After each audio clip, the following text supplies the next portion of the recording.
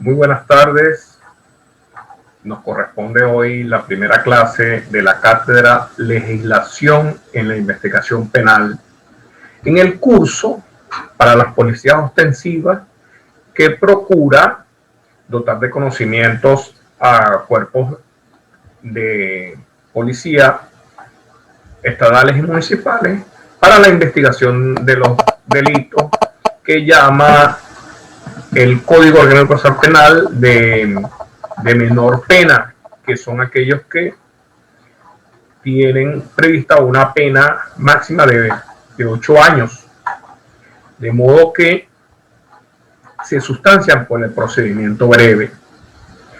El programa nos exige en esta primera clase de la materia el siguiente contenido: el derecho, su definición, las nociones de derecho constitucional, las fuentes del derecho, la ley penal, el código penal, la teoría del delito y las leyes especiales penales. De modo que a continuación vamos a entrar en esta materia a los fines de dictar la primera clase. Y tenemos pues la gran máxima sobre el concepto del derecho, su clasificación.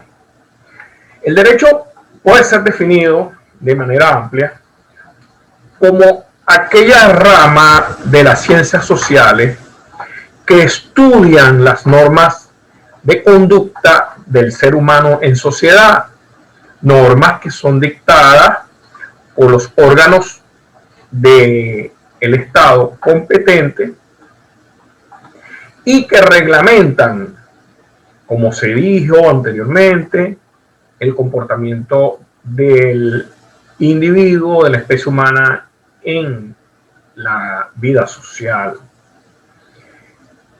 La clasificación del derecho es bastante amplia.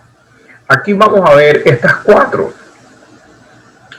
Empezamos por el derecho natural y el derecho positivo. El derecho natural es definido por aquellas normas que establecen derechos y obligaciones, pero que se hacen en razón o tienen vigencia en razón al derecho del ser humano en sociedad, por solo su condición humana.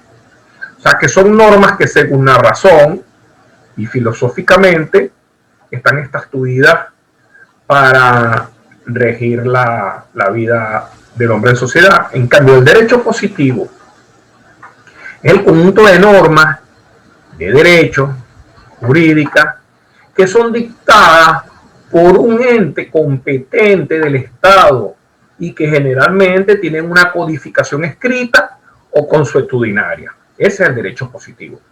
En contraposición del derecho natural, que no está escrito, sino que se deriva, se extraen de la razón por el solo hecho del hombre y como ente y de su existencia. Por otro lado, tenemos la clasificación que establece que el derecho se puede dividir en sustantivo y adjetivo. El derecho sustantivo son aquellas normas generales y abstractas que establecen esas reglas de conducta. En cambio, el derecho adjetivo, conocido como el derecho procesal, contiene las normas y reglas procesales que van a ser empleadas para garantizar o para tutelar los derechos establecidos en esas normas sustantivas o de derecho material. Son usadas para que el juez o el juzgador ventile en un caso concreto una controversia derivada por la inobservancia de determinadas normas jurídicas. Desencadena, empieza con una demanda, una acusación, y desencadena en una sentencia. Entonces, son esas reglas, las etapas del proceso. El proceso en sí, el procedimiento, está conformado por el derecho adjetivo. La Constitución de la República Bolivariana de Venezuela establece que el proceso es un instrumento mediante el cual se van a resolver todas las controversias mediante un procedimiento oral, breve, sencillo, sin formalismo ni reposiciones inútiles, donde impere pues la justicia y la equidad. La distinción entre derecho derogado y derecho vigente es muy fácil. Tenemos el vigente, cuál es el que tiene que tiene vigencia, plena vigencia en un momento histórico en determinado país. Es de obligatorio cumplimiento, pues está en vigor. En cambio, el derogado es aquel derecho que ha sido sustituido por uno vigente. En Venezuela, las leyes pueden ser derogadas de varias formas, por otras leyes, por un referendo abrogatorio y por una sentencia judicial. La diferencia entre derecho objetivo y subjetivo ha causado muchas controversias. Nosotros nos acogemos a la diferencia que establece Hernando Grisanti en su obra, que dice que el derecho subjetivo es aquella potestad que tiene el Estado para dictar esas reglas de conducta. Es una condición del Estado por el hecho de ser un ente que tiene como obligación y como deber reglamentar la vida en sociedad. Y el derecho objetivo son precisamente las reglas de conducta dictadas por el Estado para establecer las normas de obligatorio cumplimiento y que pueden ser aplicadas aún en contra de la voluntad de los justiciables, porque hay una condición muy específica que es la coercibilidad y la coerción. La coercibilidad es la potestad que tiene el Estado para aplicar las normas, así sea con el auxilio de la fuerza pública, y la coerción es el uso de esa fuerza pública para que se cumplan las normas jurídicas determinadas. Entramos pues entonces en el campo del derecho constitucional. El derecho constitucional en Venezuela ha retomado capital importancia en la vida republicana, sobre todo a partir de la Constitución de 1999. Y la podemos definir como esa rama de la ciencia jurídica, de las ciencias sociales, que estudia la norma fundamental del Estado, cuál es la Constitución de la República, y que abordan dos campos que son su objeto, que es las normas que reglamentan y crean los órganos del Estado en sí mismo, y le atribuye determinadas competencias. Y por otro lado, el segundo objeto es el estudio de aquellas normas jurídicas constitucionales que establecen los derechos constitucionales de las personas naturales o jurídicas en determinado estado, y que en su cúspide fundamental están los derechos humanos, pasando por los diversos derechos que forman parte de los derechos humanos, como son los derechos individuales, entre los cuales podemos encontrar el derecho a la vida, el derecho a la libertad personal, el derecho a la tutela judicial efectiva, el derecho al debido proceso, entre otros derechos constitucionales sociales, como es la protección al trabajo, a la familia, los derechos ambientales, siguiendo por los derechos sociales y los derechos económicos, que estipulan pues el derecho a dedicarse a emprendimientos legales, cualquier que sea su tipo, el derecho a la propiedad privada, entre otros.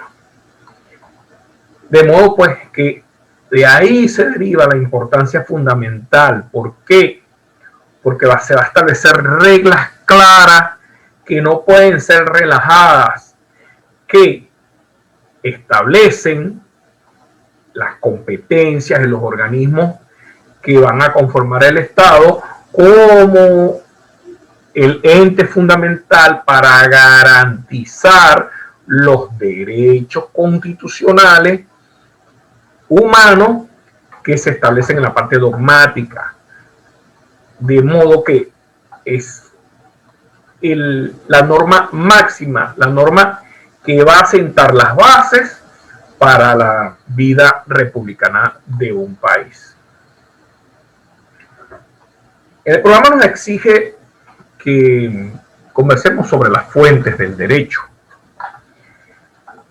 Para ello vamos a empezar, por supuesto, con la Constitución de la República Bolivariana de Venezuela, que establece la supremacía en su vigencia. Y ella la vamos a situar en la cúspide de esta pirámide. Y eso va a ser va a ser la fuente fundamental de derecho. Eso lo vamos a ahondar en la próxima lámina. La figura fundamental para que el Estado dicte las normas de conducta que hemos venido conversando es la ley. La Constitución la define como normas generales y abstractas. ¿Por qué son generales? Porque reglamentan situaciones sobre determinada materia de importancia social. Por ejemplo, podemos ver el Código Penal, que establece posiciones generales sobre determinadas conductas y establecen penas. ¿Por qué son abstractas? Porque no responden a casos individuales. De modo de que son normas generales y abstractas dictadas por la Asamblea Nacional a través del procedimiento establecido en la Constitución y que son de cumplimiento obligatorio, pudiendo ser ejecutadas de manera obligatoria y mediante el uso de la fuerza pública por parte del Estado. Entonces, esas leyes se compilan en códigos, que es un conjunto de normas legales que regulan una determinada materia que tienen guardarrelación. Por ejemplo, el Código Orgánico Procesal Penal establece un conjunto de normas que regulan el proceso penal en Venezuela. De modo que son compiladas en códigos o en leyes que regulan hechos más específicos, sin dejar de ser generales y abstractas, y están codificadas o están contenidas en instrumentos escritos. Esa es la fuente fundamental en nuestro país del derecho. Ahora bien, la costumbre se reputa como fuente del derecho en algunos países, generalmente de origen anglosajón, que le dan fuerza legal a las costumbres que sobre determinada materia la sociedad ejecuta de manera reiterada y homogénea, que no haya dudas. En el derecho anglosajón, pues la costumbre es una fuente de derecho. No así en nuestra ley, en nuestro derecho. Pues la costumbre no genera una regulación, salvo que la ley la determine como fuente del derecho. De modo que, como regla general, la costumbre, o sea, aquellas conductas sociales reiteradas, homogéneas, inequívocas, que se mantienen en el tiempo, no son fuentes de derecho, salvo que nuestras leyes y lo indiquen como tal. Algunos ejemplos podemos encontrar en el derecho mercantil, en el Código de Comercio, que remiten a las costumbres del lugar ciertas situaciones que tienen que ver con la facturación y los precios. La otra fuente del derecho es la analogía. La analogía es la aplicación en la resolución de cualquier controversia judicial, por supuesto, de casos análogos o situaciones análogas. Por ejemplo, si cuando el juez va a sentenciar y no consigue una norma específica, va a utilizar una norma que regula el caso que más se le parezca. En Venezuela, la analogía tampoco es fuente de derecho, salvo que la ley la remita a la analogía la resolución de algunos casos. Eso sería, por ejemplo, en materia administrativa o en materia de derecho mercantil, que se aplican normas que resuelven casos análogos. La equidad solo es fuente del derecho en Venezuela en el Código de Procedimiento Civil, que faculta al juez a resolver la situación de manera equitativa, o sea, dándole a cada quien lo que en razón le corresponda, sin aplicar normas legales, y solo cuando las partes pidan al juez la resolución de la controversia según las normas de la equidad.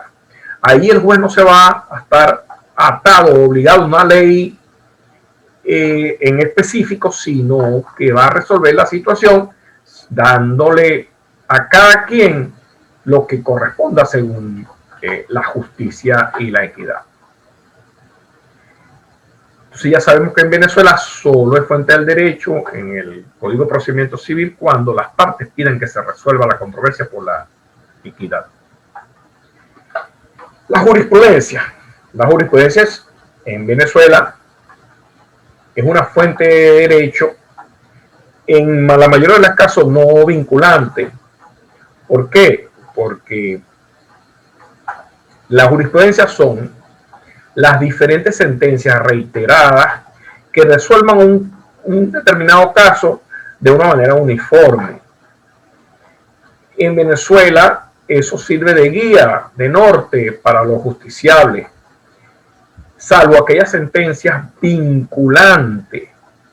¿Y cuáles son las sentencias vinculantes? Son las que la Sala Constitucional del Tribunal Supremo de Justicia lo determine así cuando ejercen su carácter de máximo intérprete de la Constitución.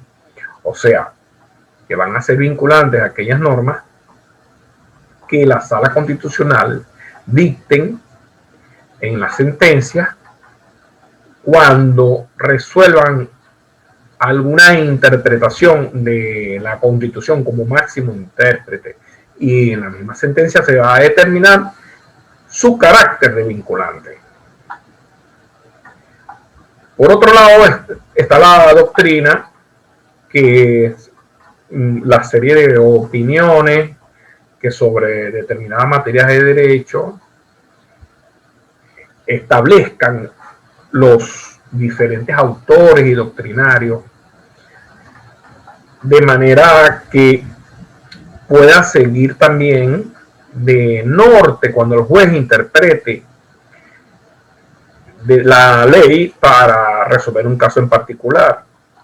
De modo que, en principio, no es una fuente obligatoria de derecho para el juez, pero le sirve como guía para la resolución de los casos. Entre las fuentes del derecho en Venezuela podemos contar con la pirámide invertida de Kelsen. Kelsen, que es el creador de la doctrina pura del derecho, estableció que las diferentes normas tenían una jerarquía y la representó a través de una pirámide invertida, poniendo en la cúspide de esa pirámide invertida a la Constitución, las leyes orgánicas y tratados internacionales sobre derechos humanos. Ya sabemos que la Constitución es la norma máxima de un Estado y cualquier acto que se dicte en contravención de la misma es nula, según el artículo 25 de nuestra Constitución de la República Bolivariana de Venezuela. Le sigo pues en este orden las leyes orgánicas, que son las dictadas por la Asamblea Nacional para crear y organizar determinados órganos públicos. De modo que, como están dentro de un rango que casi roza la Constitución, establecen como las leyes orgánicas que están por encima de las leyes orgánicas. Por ejemplo, una cita, tenemos la ley orgánica de Poder Público Municipal, que establece y reglamenta la forma y funcionamiento de los municipios y establece las diferentes competencias de cada órgano, del alcalde, del consejo municipal y otros órganos municipales. Entonces es orgánica porque va a crear esos órganos y los va a dotar de sus funciones, y para que sean tal se necesita una mayoría calificada de la Asamblea Nacional que la establezca como orgánico, y ese carácter debe ser ratificado por el Tribunal Supremo de Justicia. Tenemos los tratados internacionales sobre los derechos humanos que, según la misma Constitución, sí establecen normas que consagran mayores derechos que la consagrada en la misma Constitución.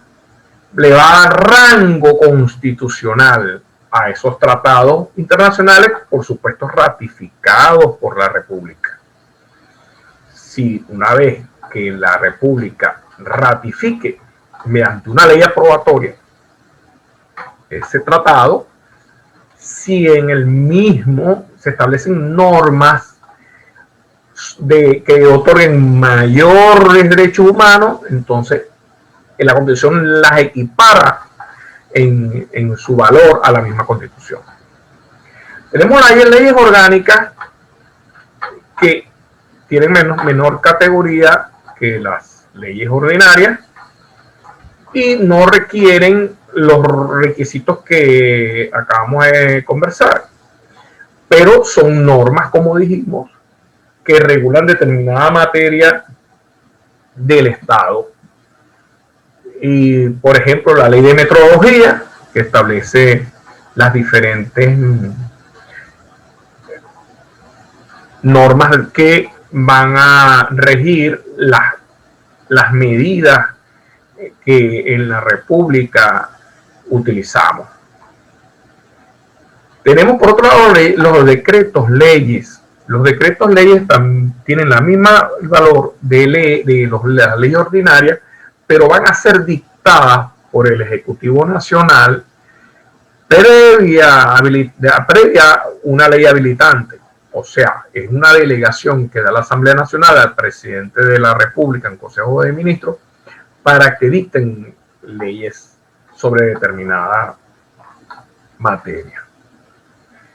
Tenemos los reglamentos, que son también normas generales y abstractas, que van a suplementar o ampliar sin modificar su alcance y contenido a las leyes ordinarias, y son dictadas por el Ejecutivo Nacional en el campo de las leyes nacionales.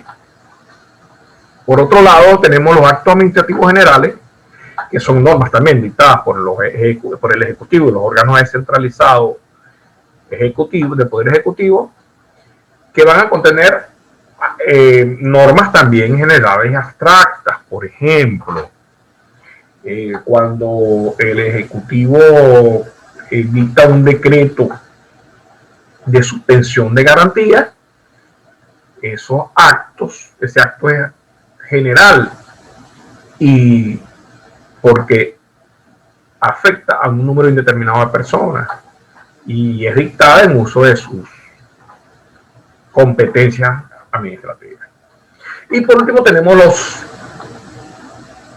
las normas ya no generales abstractas, sino particulares y concretas, como son las sentencias que establecen reglas de conducta a determinadas personas y con un contenido específico.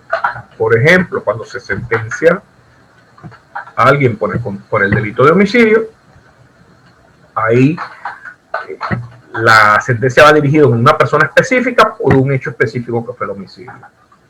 Y por último tenemos los actos administrativos de efectos particulares que al igual resuelven situaciones concretas, pero dictadas por los órganos administrativos sobre una situación particular. Por ejemplo, cuando el CENIAT impone una multa por un ilícito aduanero, ese acto administrativo va dirigido contra una persona específica sobre un hecho en específico. Bueno, ahora entramos al estudio de la ley penal. La ley penal es una norma general y abstracta que va a establecer preceptos prohibitivos y valorativos, imperativos, sobre determinada situación penal. La ley penal tiene una estructura que tiene que ver desde el punto de vista objetivo y subjetivo. Establece cuál es la conducta o el supuesto de hecho en la que va a prever como una actuación, como una consecuencia penal, y ese es un supuesto de hecho, establece que determinado hecho va a dar lugar a una consecuencia jurídica que es la pena. Veamos otra vez el homicidio. El código dice que aquel que de manera intencional le quite la vida a una persona será castigado con una pena de 12 a 18 años. El precepto prohíbe tácitamente que se dé muerte a otra persona. Entonces, el supuesto de hecho es y aquel que intencionalmente causara la muerte de una persona será castigado de 12 a 18 años, que es la consecuencia jurídica. Entonces, si la persona incurre en el supuesto de hecho, que es dar muerte intencionalmente a otra persona, eso tendrá su consecuencia jurídica, que es la pena de prisión de 12 a 18 años. Y esto tiene un carácter imperativo, porque no se puede soslayar, no se puede ignorar, no se puede relajar por convenios particulares. La ley penal solo pierde su vigencia mediante otra ley penal, como lo habíamos conversado, mediante un referendo abrogatorio o que sea anulada por una sentencia judicial. Y es valorativo porque protege valores sociales, valores jurídicos como la vida, la propiedad, el honor, el Estado, entre otros. Eso pues nos lleva a comentar lo referente al Código Penal. El Código Penal es un instrumento jurídico contentivo de las normas penales en vigencia en Venezuela. Nuestro Código Penal ya es bastante antiguo. De hecho, fue una compilación del Código italiano del 48, si no mal no recuerdo, y fue sancionado en Venezuela el 16 de marzo de 2005. Fue la última reforma. El Código Penal está estructurado de la siguiente manera: por 3 libros. El primero versa sobre las penas y otros conceptos de carácter general, como son la aplicación de la ley penal, las penas, la conversión y computación de penas, la responsabilidad penal, los agravantes y los atenuantes, sobre la tentativa y el delito frustrado, que es el iter criminis, la concurrencia de varias personas en los hechos punibles, la reincidencia, la extinción de la pena y la responsabilidad civil que se deriva de los delitos. Tenemos el segundo libro, que es sobre las diversas especies de delitos, y el último libro es sobre las faltas, que es otra especie de hecho punible. Los libros están divididos en títulos y estos a su vez en capítulos, formados por artículos.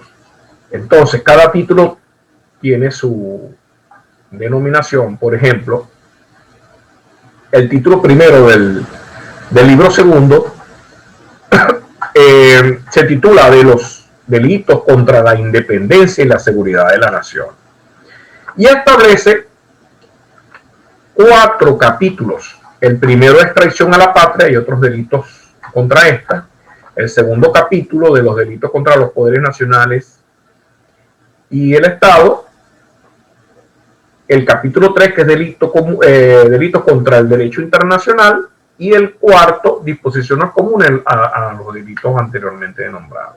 Entonces, esos capítulos se dividen en artículos. Es una forma sistemática de ordenar, para su mejor comprensión, las leyes penales.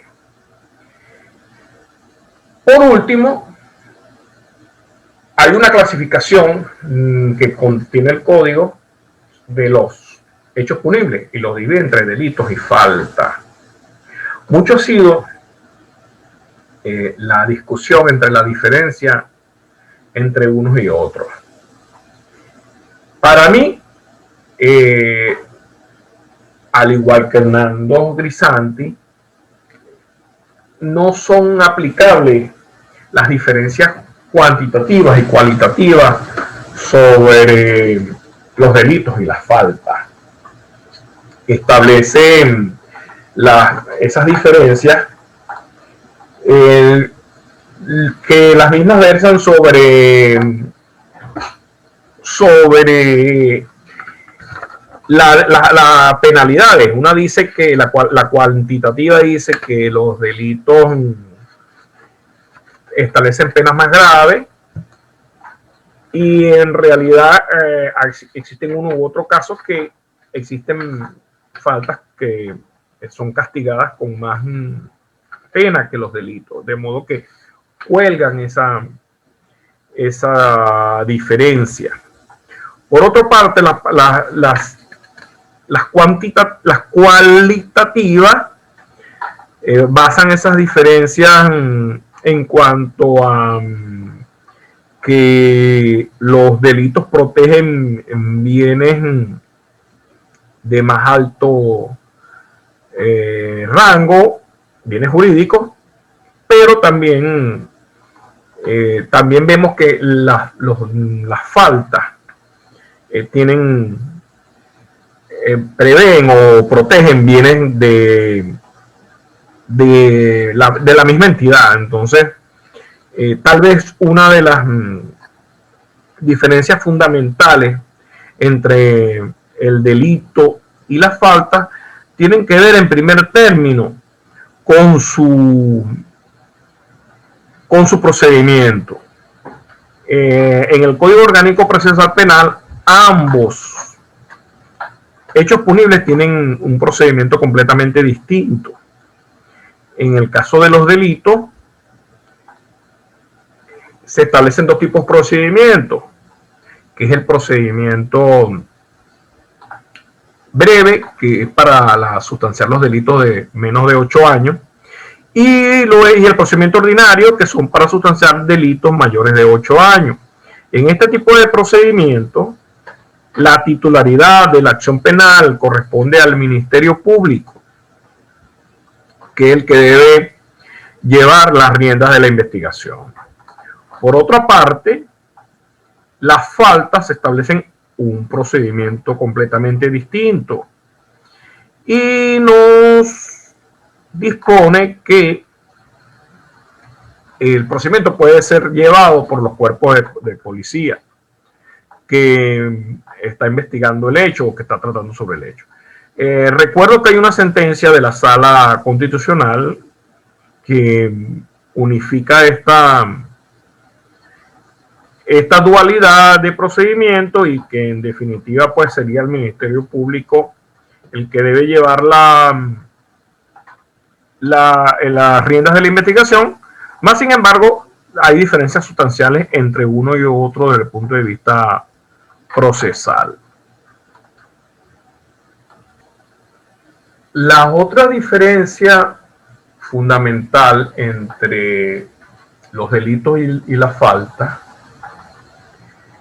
tienen que ver con que la extradición solo procede contra los delitos y no contra la falta.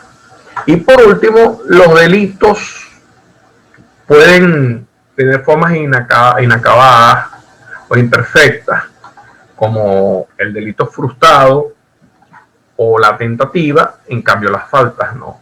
Entonces esas son las tres grandes diferencias entre los hechos punibles, que son de verdad dos de carácter procesal y otra de derecho material. Vamos entonces a ver los delitos específicos, los elementos.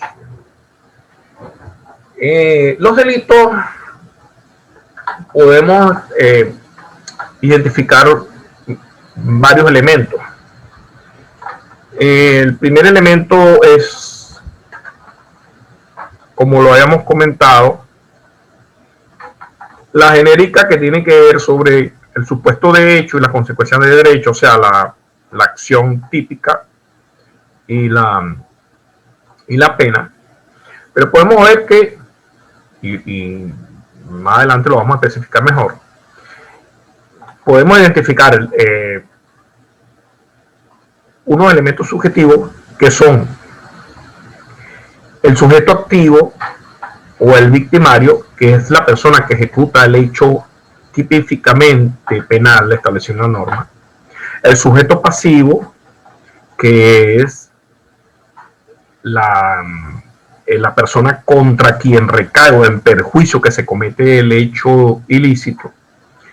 Tenemos los medios de comisión, que es la forma o los elementos materiales que se utilizan para la comisión de un delito. Los elementos pasivos, los objetos pasivos, que tienen que ver sobre los objetos sobre la cual recaen las normas típicas, y tenemos la pena.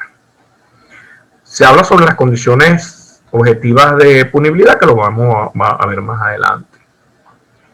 Sobre los tipos penales, eso tiene que ver sobre las conductas establecidas en la ley que van a ser castigadas y responden pues a la cantidad de derechos o valores que quieren ser o deben ser tutelados por el derecho penal. Así pues, existen delitos contra las personas, delitos contra la propiedad, delitos contra el honor, la reputación de las personas, delitos que van a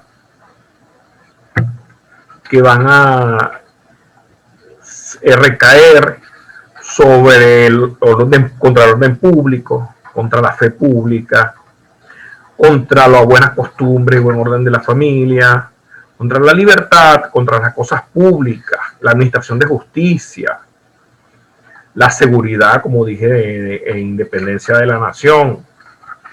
Entonces, los tipos van a estar, igual que su clasificación, dependen del bien jurídico que se pretende tutelar. La clasificación de los delitos son muchísimos. Por ejemplo, delitos, como lo dijimos, contra las personas, contra el patrimonio, la propiedad, contra la nación y la república, y eso responden al bien jurídico tutelado. Pero podemos hablar de otras clasificaciones, por ejemplo, como la que conversábamos, entre delitos y faltas. Podemos tener en cuenta las clasificaciones sobre el intercrimine, que es, por ejemplo, el delito perfecto o el delito frustrado o de la tentativa. Clasificaciones que tienen que ver sobre la vigencia, que es como vimos, la norma, la ley penal derogada, la ley penal con vigencia. Hay otros según su forma de perfeccionamiento. Hay delitos instantáneos y delitos permanentes. Los delitos instantáneos es que cuando se cometen, cesa pues se consolida la lesión del derecho, mientras que los permanentes van surtiendo su efecto sostenido en el tiempo. Por ejemplo, la estafa continuada es un delito permanente. Hay delitos de acción pública y delitos de acción privada. Los delitos de acción pública son aquellos que su investigación y procesamiento le corresponde al Ministerio Público. En cambio, los de acción privada solo es a la persona ofendida que se le da la legitimación para su investigación. Tenemos delitos según la intencionalidad. Hay delitos dolosos, que es cuando el agente del daño tiene la intención de cometer el delito. Hay delitos culposos, que son aquellos delitos que se cometen por imprudencia, negligencia, inobservancia de las normas, reglamentos administrativos. Los preterintencionales es cuando el hecho, la consecuencia, el hecho o el daño que se produce es mayor al que quería hacer el victimario. Hay delitos de acción, delitos de omisión, y se refiere de acción cuando requieren un determinado proceder del agente dañoso. En cambio, de omisión es cuando el agente dañoso no hace una conducta a la que estaba obligada, omite la realización de determinada conducta. Seguimos entonces con los agravantes y los atenuantes, que son formas que establece la ley que van a aumentar o a disminuir la pena. Las agravantes pueden ser de dos tipos.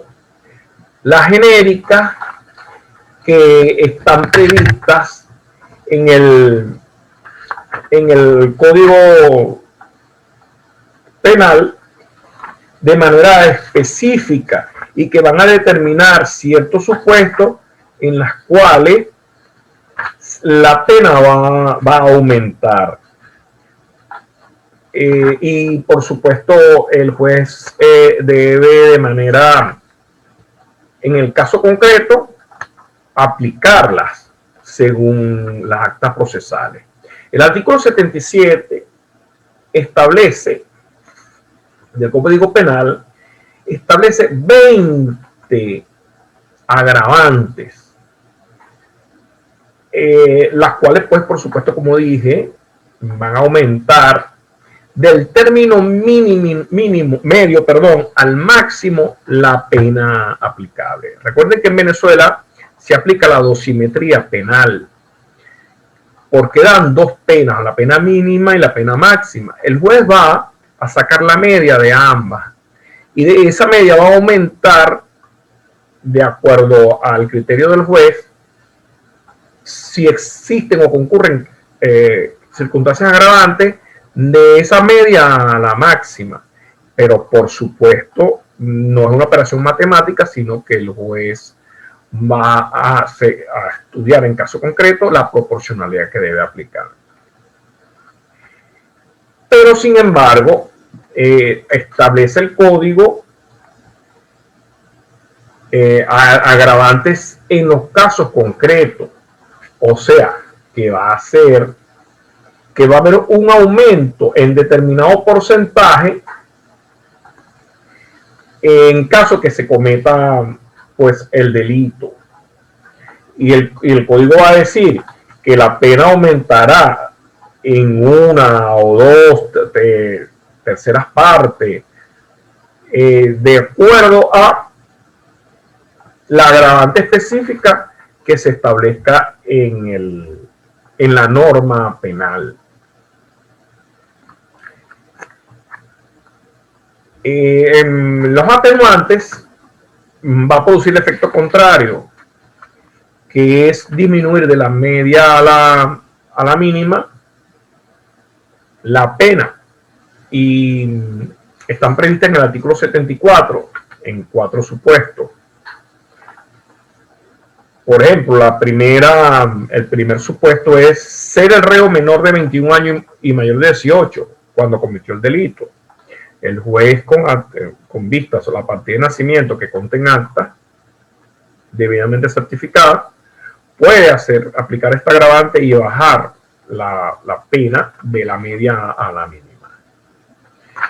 Pasaba por alto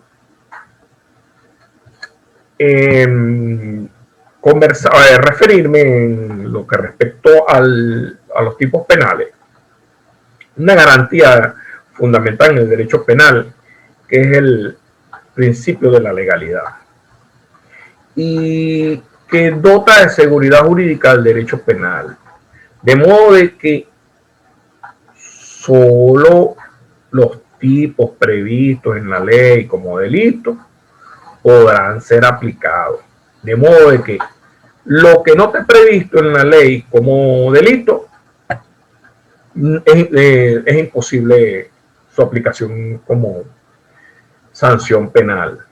Eso nos garantiza que el juez va a estar sujeto a lo que establezca la ley y no a su criterio particular o su deseo. Esta es una de las piedras angulares del proceso penal, además de otros principios como el de la igualdad, la presunción de la inocencia, la oralidad, entre otros. Pero el tipo penal es la garantía de que no se apliquen arbitrariamente delitos que no estén previstos en la ley. Acto seguido, vamos a ver los elementos del delito. Y la doctrina establece que son 7: la acción, la imputabilidad, la tipicidad, la antijuricidad, la culpabilidad, las condiciones objetivas de punibilidad y la pena.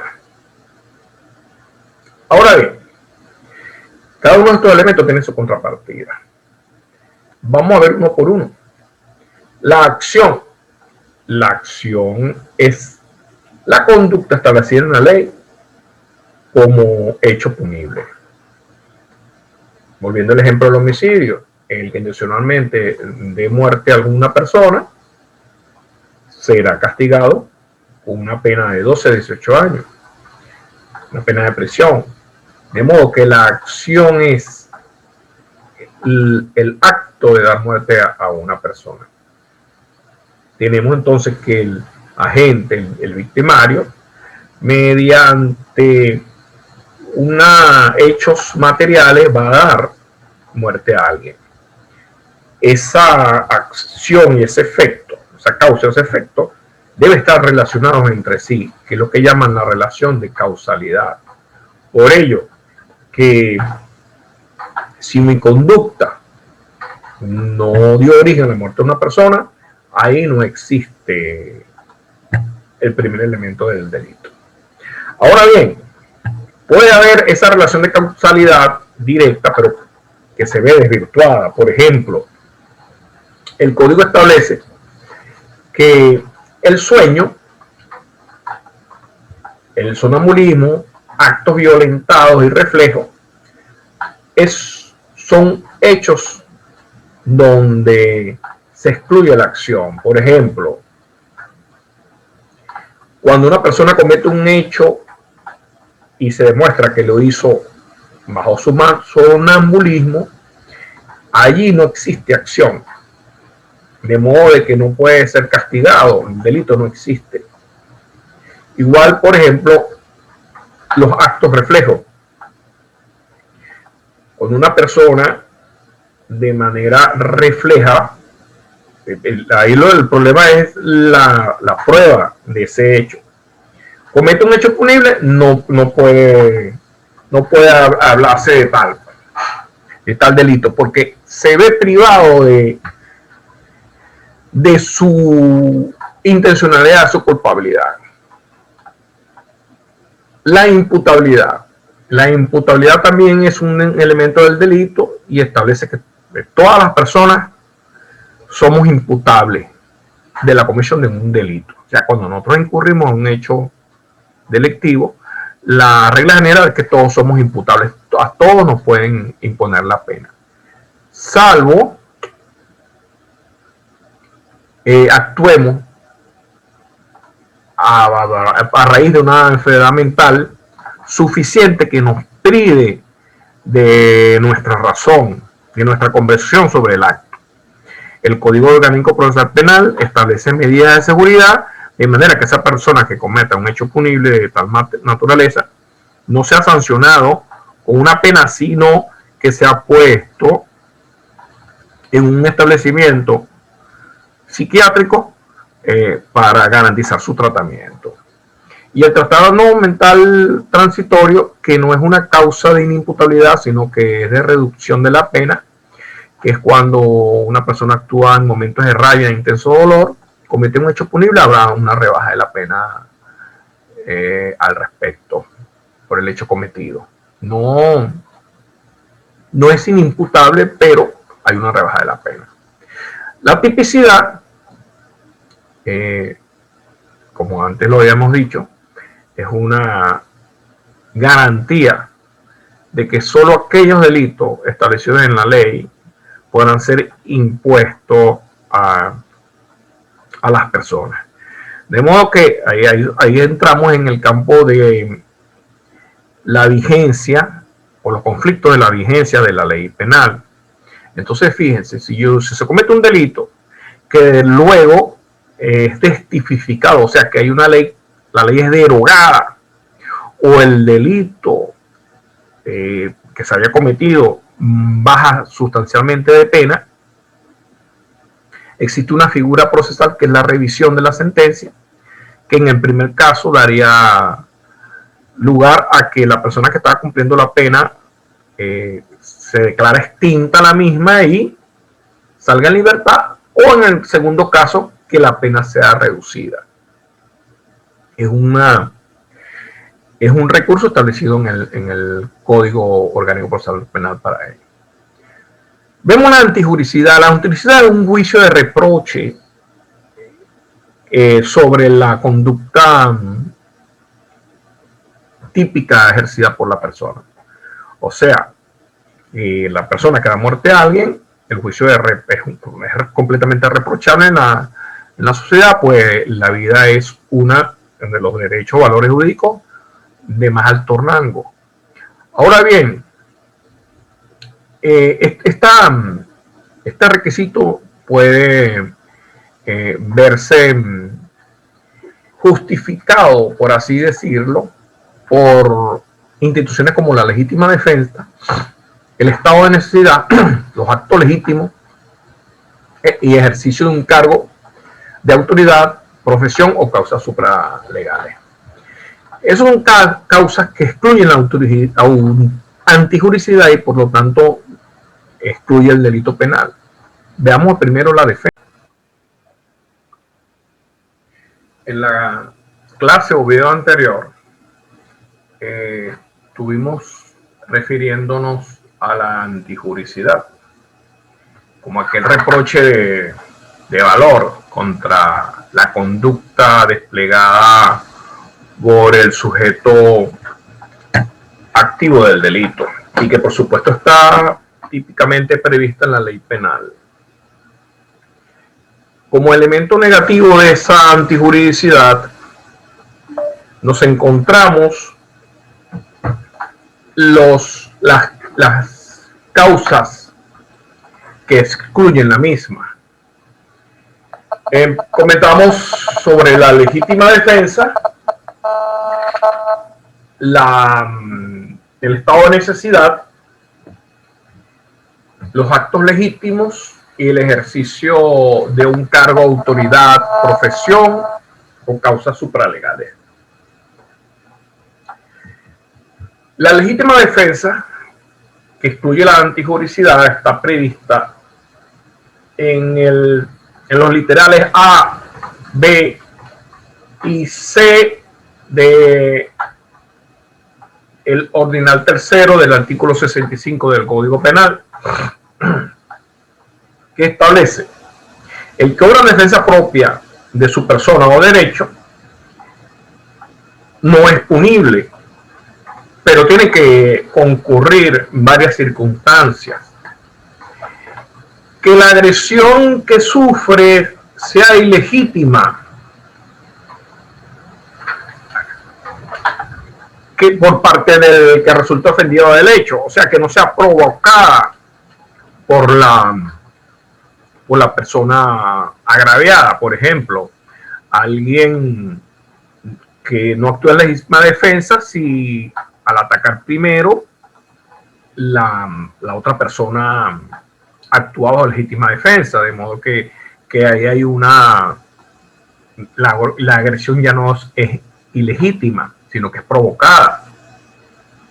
La necesidad del medio para emplearlo, para impedirla o repelerla, o sea, que debe haber proporcionalidad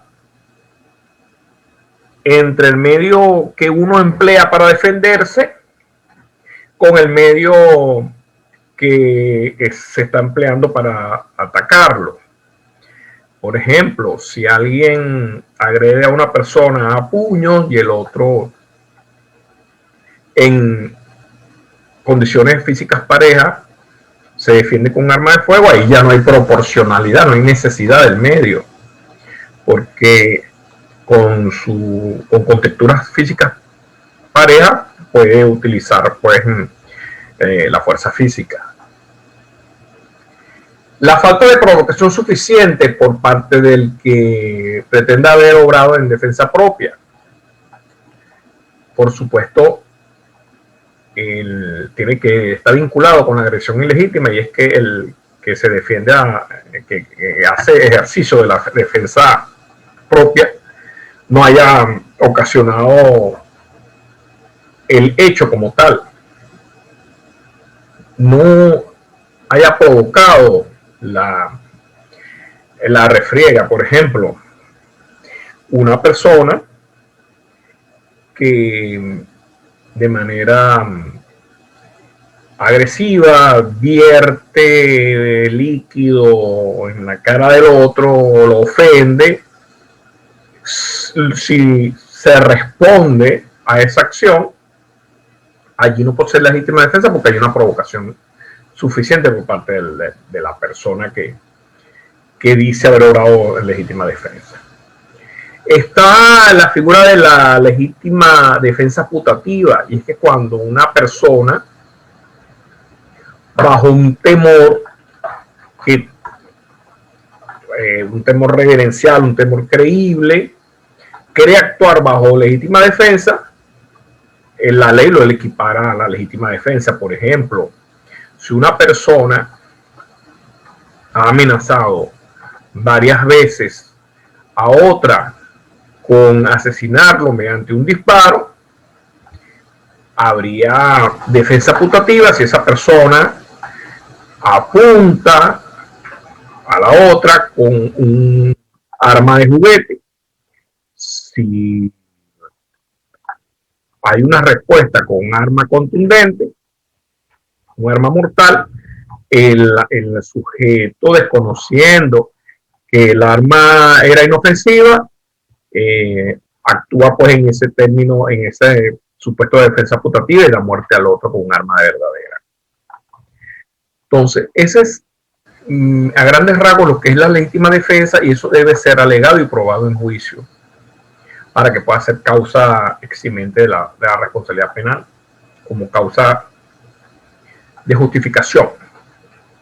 La otra causa de justificación es el estado de necesidad, y esa está prevista en el literal del ordinal tercero del artículo 65 del Código Penal, y es cuando una persona que obra constreñido por la necesidad de salvar su persona o la de otro de un peligro grave inminente, la cual no haya dado voluntariamente causa y que no puede evitar de otro modo. En las circunstancias del hecho, una persona puede salvar la vida de otro o su vida ante una circunstancia calamitosa de siniestro, actuando por esa imperiosa necesidad y que no puede evitar humanamente. Entonces puede actuar constreñido y puede cometer un hecho punible de tal manera de que, alegado y probado en juicio, es una causa de justificación y no tendrá responsabilidad penal. Un ejemplo, el ejemplo típico: en caso de un incendio en un espacio cerrado, la persona, para poder salir, da muerte a otro para salvarse, entonces actúa bajo un estado de necesidad. Igualmente, en determinadas circunstancias de siniestro, por ejemplo, el hundimiento de un buque, un naufragio, esta persona, para salvar la vida de su hijo, ahoga a la otra porque solo hay un salvavidas. Eso es una causa de justificación que se llama estado de necesidad. Vemos otras causas de justificación, como por ejemplo el ejercicio de un cargo, que tiene que ver, por ejemplo, que una persona lo asiste a una causa de justificación por ejercer tal cargo o profesión en los límites legales. Por ejemplo, los médicos, cuando operan a una persona, están causando una lesión, porque con el bisturí causan incisiones en la piel, pero hay una causa de justificación por el ejercicio de esa profesión. De modo de que se está justificado su actuación. Por ejemplo, una autoridad administrativa que ordena la demolición de una construcción, él está actuando en el ejercicio de su cargo y no es penal, no es punible tal demolición que configura el delito de daño previsto en el Código Penal. Igualmente, un juez, cuando sanciona con una pena privativa de libertad, está privando de su libertad a la persona, pero lo está haciendo en virtud de su profesión. Por lo tanto, no es punible, está justificado. Entramos en el campo de la culpabilidad, no antes aclarar una omisión en el punto de la imputabilidad, que es la minoría de edad. Sabemos que en Venezuela la mayoría de edad se alcanza a los 18 años. De modo que una persona mayor de 18 años es plenamente imputable. Con la entrada de vigencia de la Ley Orgánica para la Protección de Niños y Adolescentes, se pautó que los menores de 18 años y mayores de 12 años, cuando cometen delitos, van a ser juzgados por una jurisdicción especial y bajo ciertos criterios tendientes pues a su protección como infractor. Por ello que van a ser juzgados por un tribunal especializado, van a ser acusados por un fiscal especializado y por lo tanto no van a ser castigados con una pena, sino por una sanción que nunca va a exceder de los 10 años. Y van a ser, al ser penados, van a cumplir su sanción en establecimientos especializados que van a buscar su readaptación. Ahora bien, van a ser completamente inimputables los menores de 12 años, que en todo caso van a ser sujetos de una medida de protección por parte del juez de protección. Entonces, va a haber una completa inimputabilidad cuando sean menores de 12 años. Ahora sí, pasamos al punto de la culpabilidad. Y la culpabilidad no es otra cosa que la intencionalidad que el agente activo tiene al momento de cometer el hecho. De modo que hay una clasificación de los delitos según la culpabilidad, y aquí los delitos dolosos en el tipo penal requieren la intención del agente en cometer el delito. O sea, el agente lo hace a sabiendas de que va a causar el daño y lo ejecuta a través de todo el proceso psicológico que eso incumbe, la preparación, la ejecución. Luego entonces existen delitos culposos que la ley establece como requisito subjetivo que el agente dañoso actúe por imprudencia, por negligencia o por inobservancia de reglamentos y leyes. No hay una intención de la gente en cometer el delito, sino que en su comisión no se procura intencionalmente la producción del daño, pero actúa con culpa en el término que ya lo expresamos. Ahora bien, existen otras clasificaciones como el preterintencional, el cual establece o prevé que cuando el daño excede en cuanto a su magnitud del buscado o querido por el agente del dañoso, va a haber una modificación de la pena. Por ejemplo, una persona quiere lesionar a otra y por determinado hecho resulta la muerte de aquella, eso sería un homicidio preterintencional porque las consecuencias rebasó lo buscado por el actor. Últimamente hubo un tipo de delito por culpabilidad muy debatido, que es el dolo eventual. El dolo eventual no es otro que aquella consecuencia que se deriva cuando el agente no tiene la intención de ocasionar el daño, pero pudo haberlo preveído y aún así no le importó y siguió ejecutando el hecho y se produjo el hecho punible. Ahí vemos pues que aunque no hubo dolo, el agente no le importó las consecuencias, pero eso la doctrina ha establecido que cae dentro del delito doloso porque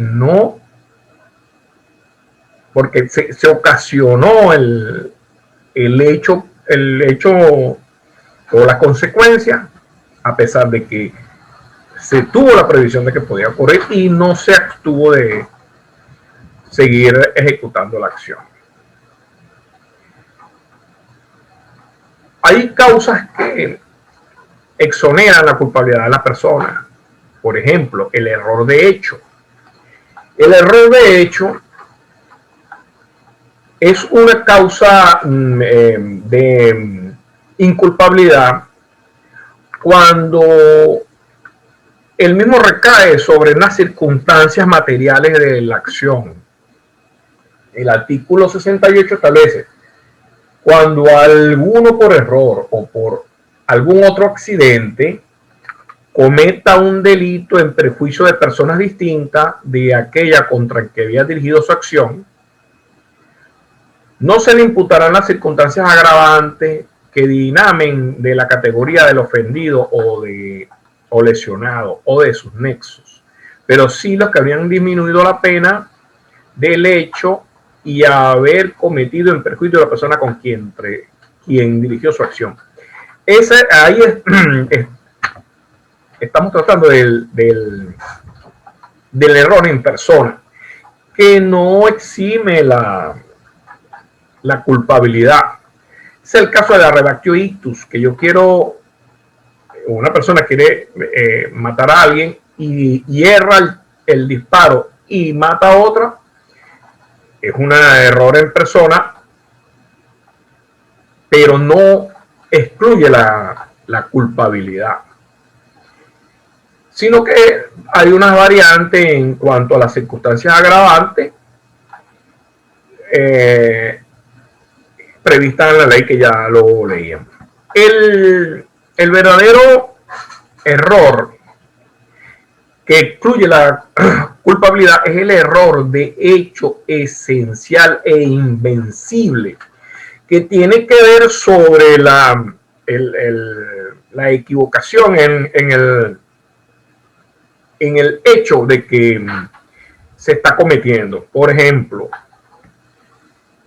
un caso que pongo de ejemplo, que ocurrió en un estado Guárico, donde unos agentes de policía estaban buscando a una persona secuestrada, una adolescente, y todos los indicios de la investigación, la información de testigos, pesquisas, daban como paradero una finca. Ellos, amparados pues en la ley, para exonerar o justificar el ingreso sin orden de cateo expedido por un tribunal, sin orden de allanamiento, amparados por la ley, por la Constitución, que establece que se puede allanar la vivienda sin orden judicial para impedir la perpetración de un delito. Ingresaron a la finca y en el inmueble donde se pensaba que tenían cautiva a la menor, dieron la voz de salida, se identificaron a viva voz como funcionarios policiales, y las dos personas que estaban adentro, actuando también por error, porque es un método muy empleado últimamente, personas que se identifican y se visten como funcionarios policiales para perpetrar los hechos, dispararon contra los funcionarios policiales. y ellos respondieron el fuego sin ver quién estaba disparando e hirieron a una de las personas. Entonces, eso es un error de hecho, porque ellos estaban actuando bajo la falsa creencia de que estaban siendo agredidos por los delincuentes que tenían cautiva a la adolescente. Entonces, ese es un error de hecho, o sea, de hecho porque estaba en una falsa apreciación de que los disparos lo estaban haciendo los legítimos propietarios del inmueble, ocupantes del inmueble, y pensaban que estaban siendo atacados por los secuestradores. Entonces, ahí, una vez que se hizo el proceso, la sentencia definitiva excluyó la culpabilidad de estos funcionarios en las elecciones porque actuaron aparados bajo un error de hecho. Después está el arrebato por intenso dolor. No es una causa de inculpabilidad, pero sí es una causa de disminución de la pena. Pues aquel que actúe bajo circunstancias de arrebato o intenso dolor puede dar lugar a que la pena se disminuya en cuanto a su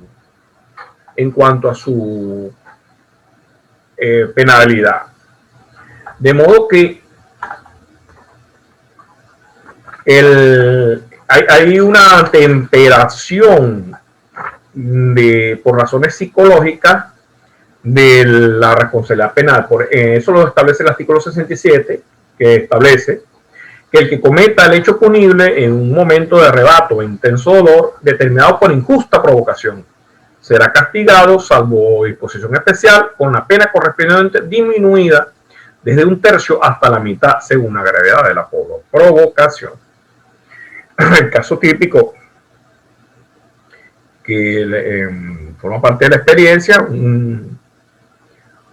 una persona que ve presencia cuando es ultimado un hijo, él bajo ese estado psicológico da muerte a la otra sin que concurran las causas de estado de necesidad, porque ya había pasado la misma. Recuérdense que estas eximientes, la legítima defensa y el estado de necesidad, no tienen que haber cesado las causas. Una vez al cesar las causas ya no se están parados. Entonces la persona que en esta circunstancia actúa por arrebato, intenso dolor y mata a la persona que le dio muerte a su hijo, no está actuando bajo esos parámetros y lo hace pues por esa consecuencia psicológica que produce el ver morir a su hijo.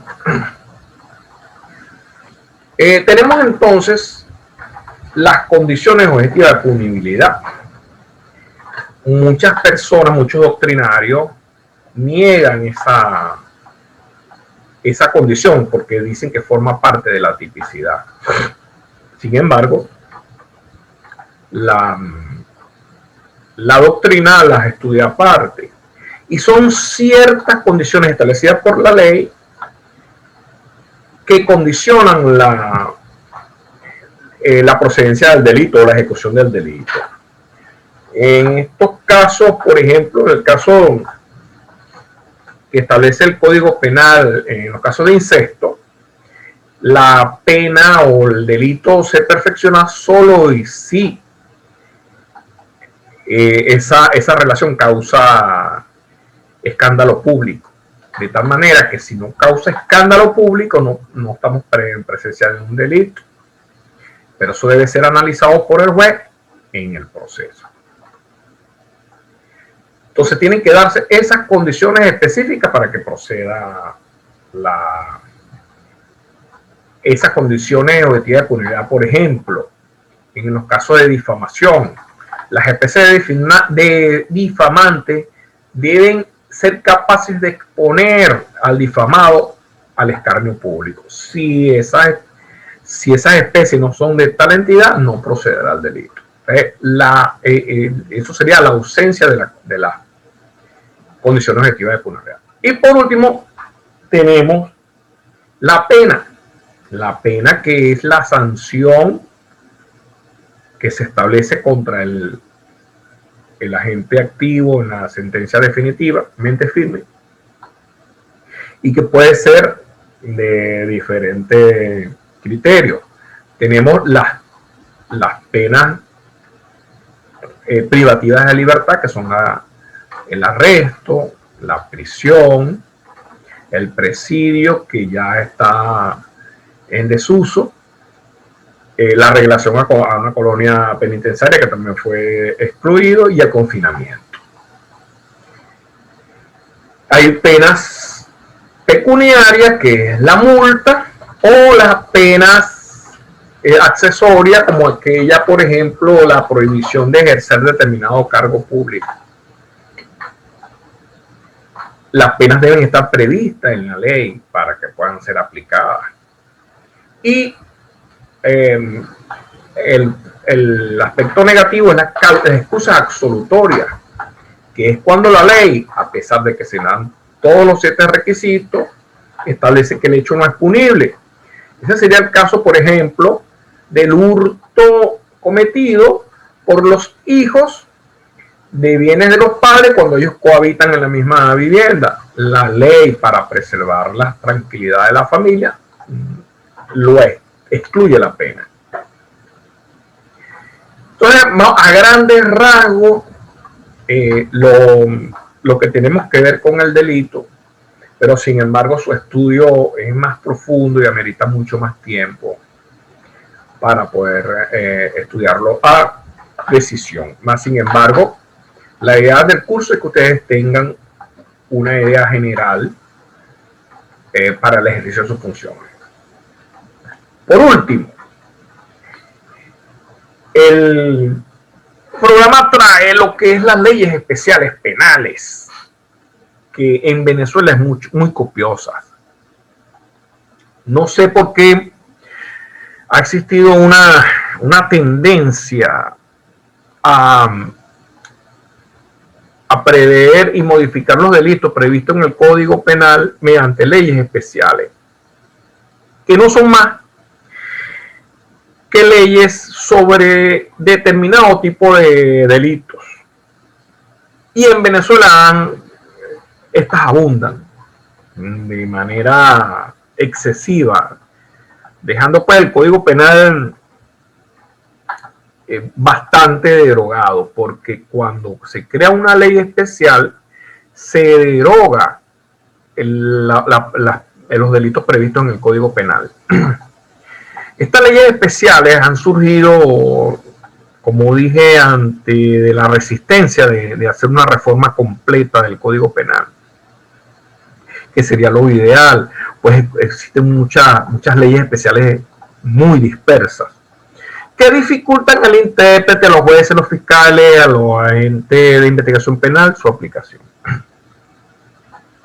Vemos que pueden ser de tres puntos de vista. Las leyes penales sustantivas, que establecen solo los delitos, tipifican los delitos en determinada materia.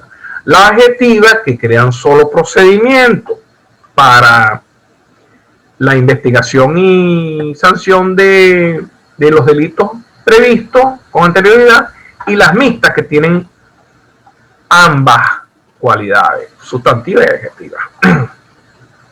Y como digo, en Venezuela abundan demasiadas leyes especiales penales. No entiendo cuál es la resistencia a hacer esta reforma, a pesar de que existen varios proyectos importantísimos, como el proyecto del doctor Angulo Fontivero, que fue presentado, si mal no recuerdo, en el 2005. Pues bien, para citar algunas leyes especiales, vamos a hacer un pequeño recuento. Está la Ley Orgánica para la Protección de Niños, Niñas y Adolescentes, que establecen delitos cuyos sujetos pasivos son los adolescentes o los niños. Y establece también cuál va a ser el procedimiento penal aplicable cuando sea un adolescente el que comete el delito. O sea, es una ley penal especial mixta. Tenemos la ley de violencia de género, conocida como la ley de violencia contra la mujer o el derecho de la mujer a una vida libre de violencia. Establece delitos específicos de violencia de género y un procedimiento específico para sustanciar tales delitos. La ley orgánica contra las drogas establece no solo los delitos de drogas, sino algunas pautas o aspectos procesales que tienen que ser aplicados. La ley contra la delincuencia organizada y legitimación de capitales, la ley de delitos informáticos, la ley contra la corrupción, la ley de hurto y robo de vehículos, la ley contra el hurto y robo de ganado, la ley contra la extorsión y el secuestro. O sea, es una infinidad de normas, de leyes especiales que deben ser tenidos en cuenta al momento de la investigación de determinado delito.